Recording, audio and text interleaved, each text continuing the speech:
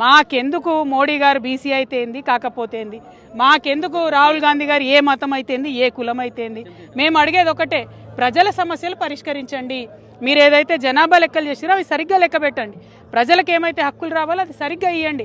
మీరు బిల్లు పెట్టండి, కాంగ్రెస్ వాళ్ళు బీజేపీ వాళ్ళు దాన్ని పాస్ చేయండి. ఇది చేయకుండా ఈ మోడీ గారిది ఈ మతం అని ఒక ఆయన, ఈ కులం అని ఒక ఆయన, రాహుల్ గాంధీ గారిది ఆ కులం అని ఒక ఆయన, మాకెందుకండి? మీరు ఇద్దరు కలిసి ఆడుతున్నటువంటి నాటకం ఇది, డ్రామా ప్రజలకు అర్థమవుతా ఉన్నది. అందుకనే ఇవాళ ప్రతి ఒక్కరు బీఆర్ఎస్ పార్టీని, కేసీఆర్ గారిని గుర్తు చేసుకుంటున్నారు. మీరు చిత్తశుద్ధితోని ఏం చెప్తే అది ప్రజలకు ఇవ్వండి, అంతేగాని దాని వెనకాల ఒక కుట్ర పెట్టి దాన్ని రాజకీయంగా వాడుకొని ప్రజలు హక్కులు అడగంగానే అటు నుంచి బీజేపీ వాళ్ళు వచ్చి మాట్లాడాలి, మళ్ళీ వాళ్ళని తిట్టుకుంటే ఇటు నుంచి కాంగ్రెస్ వాళ్ళు మాట్లాడాలి. మధ్యలో ప్రజల్ని మీరు అగౌరవపరుస్తున్నారు, అవమానిస్తున్నారు.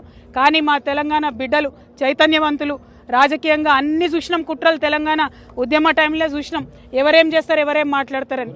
మీ కుట్రలు నడవవు, మీ డ్రామాలు నడవవు. ఖచ్చితంగా జనగణన మంచిగా చేయండి.